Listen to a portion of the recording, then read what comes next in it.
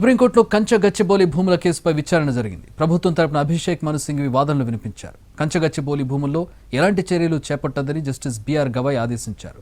పర్యావరణం రక్షించడం మన బాధ్యత అన్నారు. 100 ఎకరాలను నాశనం చేశారని, తిరిగి వాటిని ఎలా పునరుద్ధరిస్తారో చెప్పాలని అన్నారు. పర్యావరణ పరిరక్షణ విషయంలో రాజీ లేదన్నారు. వీడియోలు చూసి తాము ఆందోళనకు లోనయ్యామన్నారు జస్టిస్ బిఆర్ గవాయ్. ఆశ్రయం కోసం జంతువులు పరుగులపై తీస్తే వాటిని వీధి కుక్కలు కరిచాయన్నారు. 1996లో తామిచ్చిన తీర్పుకు భిన్నంగా అధికారులు సొంత మినహాయింపులు ఇస్తే వారే బాధ్యులవుతారన్నారు. ప్రైవేట్ ఫారెస్ట్లో సైతం చెట్టు నరికితే సీరియస్గా పరిగణిస్తామని హెచ్చరించారు. భూముల తాకట్టు అంశాలతో తమకు సంబంధం లేదని తెలిపారు.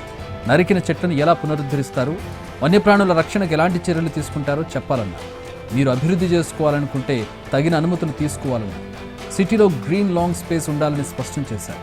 అభివృద్ధి జరగాలి, కానీ అడవులు నాశనం చేయొద్దని జస్టిస్ బిఆర్ గవాయ్ ఆగ్రహం వ్యక్తం చేశారు. చెట్ల నరికివేతను సమర్థించుకోవద్దని, వాటిని ఎలా పునరుద్ధరణ చేస్తారో చెప్పాలని అన్నారు. లేదంటే చెరువు దగ్గరే తాత్కాలిక జైలు ఏర్పాటు చేసి అక్కడే అధికారులను ఉంచుతామన్నారు. అసలు చెట్ల నరికివేతకు అనుమతి తీసుకున్నారా? సూటిగా జవాబు చెప్పాలని జస్టిస్ బిఆర్ గవాయ్ ప్రశ్నించారు. కేసు తదుపరి విచారణను మే 15కు వాయిదా వేశారు. అప్పటి వరకు స్టేటస్ కో విధించారు.